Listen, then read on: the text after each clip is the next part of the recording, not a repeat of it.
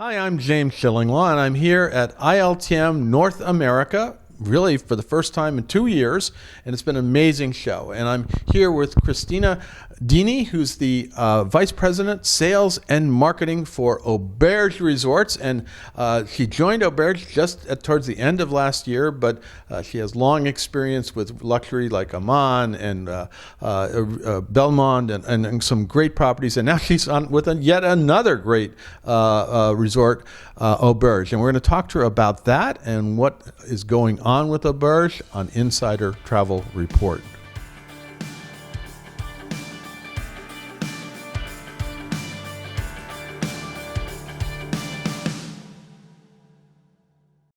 Now, Christina, first of all, it's great to see you. We've interviewed you a few times in the past, and it's great to be here live. We could be on Zoom, but we're not, thank goodness. First of all, congratulations on your new post with Auberge Resorts. It's great.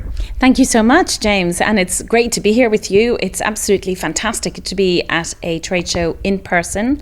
The first time really in 2 years, pretty much, where we've come together under the wonderful ILTM and Reed exhibition brand. So it's fantastic to be here. Yeah, absolutely. Now, tell us a little bit about, and when you first joined Auberge, what's the story? What is Auberge Resorts' background? So Auberge Resorts is the most beautiful, one-of-a-kind collection of properties. We started off in 1985 with our flagship Auberge du Soleil, and then about 8 years ago, the company was purchased by Dan Friedkin and the Friedkin Group of companies. And at that point, Dan Friedkin brought in Craig Reed, who's our president and CEO, and has the most incredible vision for our company. He was the president of Four Seasons for North America before he joined us, and had been with Four Seasons for over 30 years. So he's brought along the way over the last 8 years a phenomenal group of leaders from different brands, a few people from Four Seasons who have expertise across all the disciplines of running, an incredible business. So we're currently at 20 properties. Yeah, it's really grown. I mean, it's amazing. So you have 20 properties, and you got a few more in the pipeline, right? That's right. So just alone in the next 6 months, we'll be opening 6 properties. So we start off with Hacienda Altagracia, which is... it's a property I know because it was actually introduced here at ILTM Americas a few years ago, and then it kind of disappeared, and now you got it. So. Yeah, exactly. So it's had a beautiful restoration and renovation, and we have a fantastic husband and wife team that are heading it up, Mark and Gemma Wright, and the property sits in the foothills of the Talamanca Mountains, and 50 beautiful casas and casitas over expansive grounds, and we're creating the most incredible well-being destination in the world. Actually, that's really how we're positioning the property. So it's going to have a partnership with the Well, and then we have a phenomenal culinary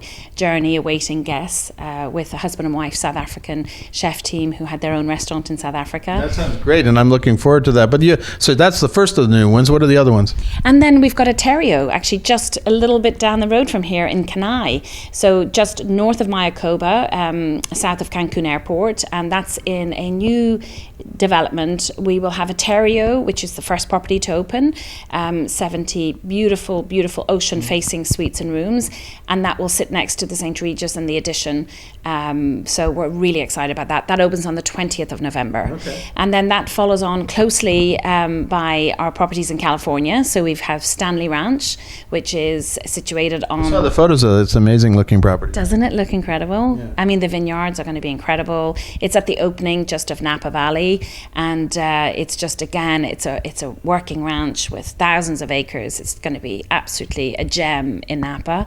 And then the Inn at Matty's Tavern, which is in Los Olivos, which again is... So I think you were at a press conference earlier, and you said this is really an emerging destination for wine, right? That's right, in Santa Ynez Valley. So it's going to be very special. And the Drive Market from LA, it's kind of a new hip destination, if you will. And of course, we're literally a 3-minute walk from Los Olivos, where there's 40 incredible wine tasting rooms to discover, during your stay. So we're anticipating that. And then next summer, we will open Wildflower Farms, which is in the Hudson Valley. So so close by me and up New York. Amazing. So that's coming as well. And so there's a lot going on, and it's a really exciting time to be with the Auberge Resorts Collection. We have a phenomenal team of experts, and very proud and humble, to be humbled really to be part of this organization. So, Christina, you have 6 new ones coming in. You have the existing properties. What is an auberge resort? What makes for an auberge? So the auberge properties are all very much one of a kind. They're very unique. They're very much part of the destination where they're located. But I think as a brand, more so than any other that I've encountered, and I've worked for a number, as you know, we are incredibly experience driven. And really what that means to us is that not only do we talk about the experiences, but we actually have experience curators at the properties.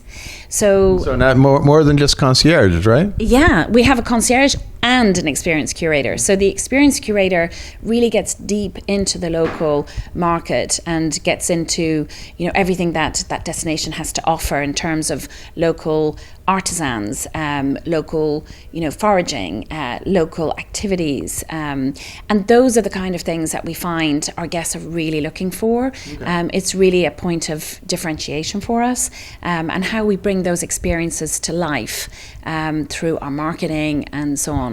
And personalization has been really at the forefront of all of our minds, and how we operate the properties. So we do love our staff to be themselves, to be individuals, and to really deliver exceptional service.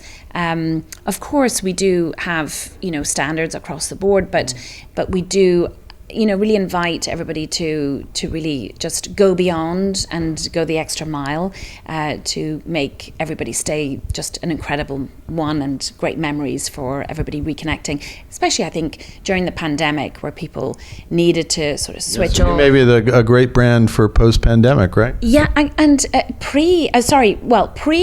yes, during pandemic, because a lot of our properties sit on acres and acres of land, and they're small, so they're intimate.